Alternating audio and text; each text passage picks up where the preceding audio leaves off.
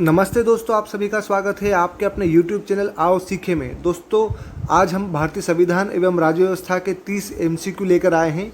यह सारे MCQ प्रतियोगी परीक्षा के हिसाब से बहुत महत्वपूर्ण हैं, बार बार परीक्षा में पूछे जाते हैं।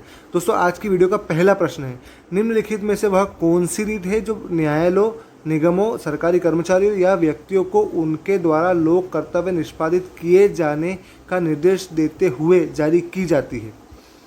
आपके ऑप्शन है प्रत्यक्षीकरण रीट, अधिकार प्रच्छा रीट, परमादेश रीट या फिर प्रतिषेध रीट। दोस्तों, इसका सही आंसर है परमादेश रीट।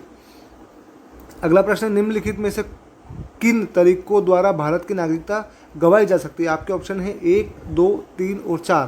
दोस्तों, इसका सही आंसर है 3। अगला प्रश्न है, भारत के संविधान में संवैधानिक उपचार का अधिकार निम्नलिखित में से किस अनुच्छेद में दिया गया है? आपके ऑप्शन 30, 31, 32 या फिर 35। दोस्तों, इसका सही आंसर है ऑप्शन सी 32। निम्नलिखित में से अनुच्छेद 21 में कौन सा अधिकार दिया गया है? संपत्ति का अधिकार, समानता का अधिकार, भाषण का अधिकार, जीवित रहने का अधिकार। दोस्तों, आपका सही आंसर है जीवित रहने का अधिकार। अगला प्रश्न है, भारत में कानून के समक्ष समानता कहाँ से लिया गया है? दोस्तों, आपके ऑप्शन है निर्णय विधि से, राजनीतिक अभिसमयों से, संविधान से, गांधी दर्शन से। दोस्तों, इसका सही आंसर है संविधान से।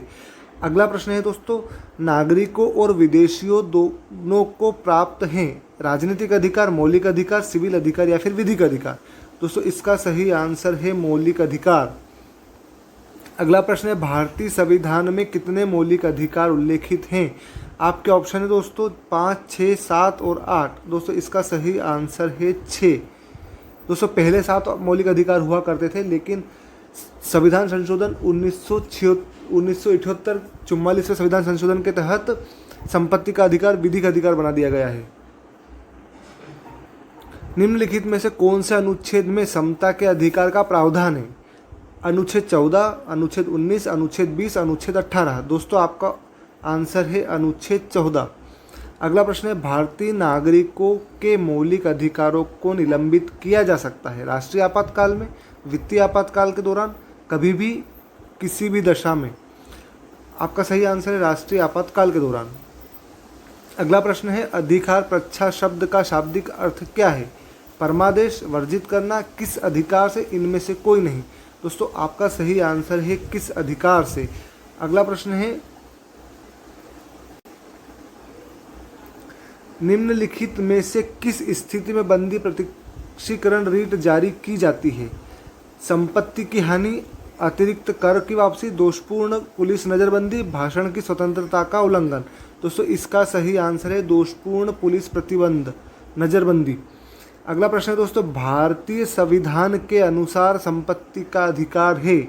ऑप्शन है मौलिक अधिकार, प्राकृतिक अधिकार, वैधिक अधिकार या फिर नैतिक अधिकार। दोस्तों, इसका सही आंसर है वैधिक अधिकार। अगला प्रश्न है, मूल अधिकारों से संबंधित मामला निम्नलिखित में से कौन सा है?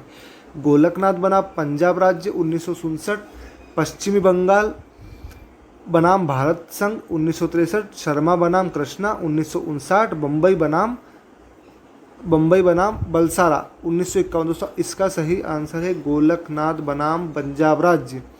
अगला प्रश्न है, भारतीय संविधान में कितने मौलिक कर्तव्य उल्लेखित है? 5, 7, 9 और 11। दोस्तों, इसका सही आंसर है ऑप्शन डी 11।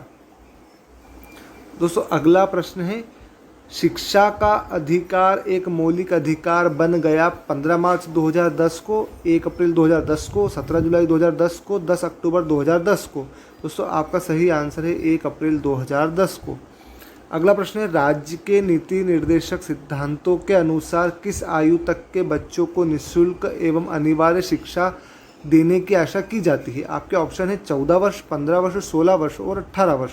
दोस्तों, इसका सही आंसर है 14 वर्ष। अगला प्रश्न है दोस्तों, निम्न भारतीय संविधान में किसकी सिफारिशों पर मूल कर्तव्यों को सम्मिलित किया गया है? ऑप्शन है संथानम समिति, स्वर्ण सिंह समिति, शाह आयोग, प्रशासनिक सुधार आयोग। दोस्तों, इसका सही आंसर है सरदार स्वर्ण सिंह समिति। अगला प्रश्न है दोस्तों, राज्य के नीति निर्देशक सिद्धांतों के साथ भारतीय संविधान का कौन सा भाग संबंधित है? ऑप्शन है भाग 1, भाग 3, भाग 4 और भाग 5। दोस्तों इसका सही आंसर है भाग 4। हमारे संविधान में निर्देशक सिद्धांत कानूनी अदालतों द्वारा प्रवर्तनीय है, अर्ध प्रवर्तनीय है, आंशिक रूप से प्रवर्तनीय है, कानूनी अदालतों द्वारा अप्रवर्तनीय है। दोस्तों इसका सही आंसर है कानूनी अदालतों द्वारा अप्रवर्तनीय है। भारतीय संविधान नागरिकों के लिए आर्थिक न्याय किसके माध्यम से सुनिश्चित करता है?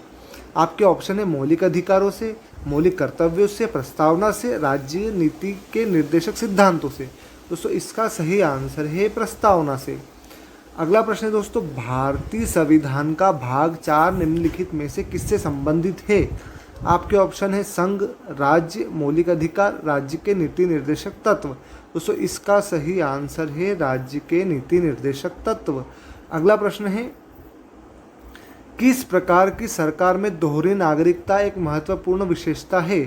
दोस्तों आपके ऑप्शन है संसदीय, दूसरा संघीय, ऑप्शन सी एकात्मक या फिर सत्तावादी। दोस्तों इसका सही आंसर है संघीय।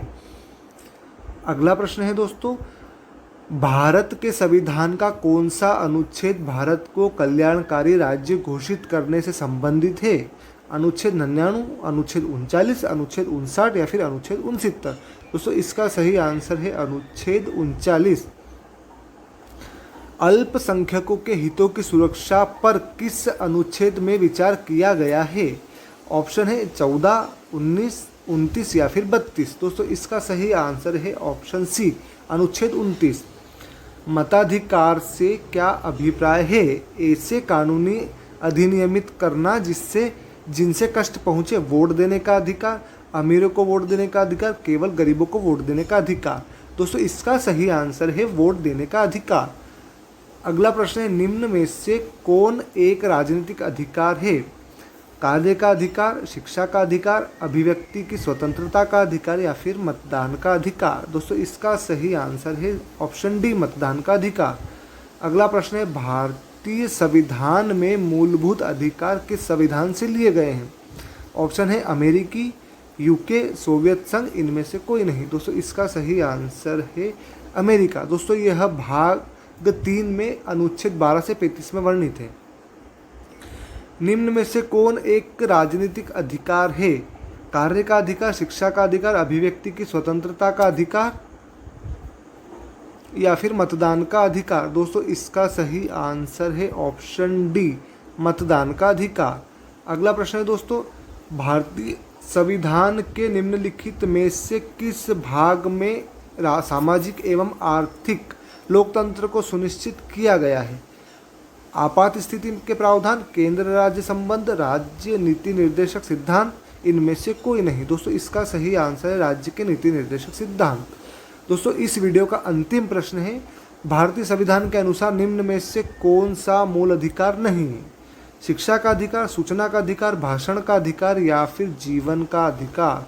दोस्तों सूचना का अधिकार मूल अधिकार नहीं है। दोस्तों आपको हमारी वीडियो कैसी लगी आप हमें कमेंट करके ज़रूर बताएं। आप हमारे चैनल को सब्सक्राइब करें और इस वीडियो को लाइक कर अपने दोस्तों के साथ शेयर करें ताकि जो छात्र तैयारी कर रहे हैं उन तक के पहुंचने में मदद मिल सके। धन्यवाद दोस्तों।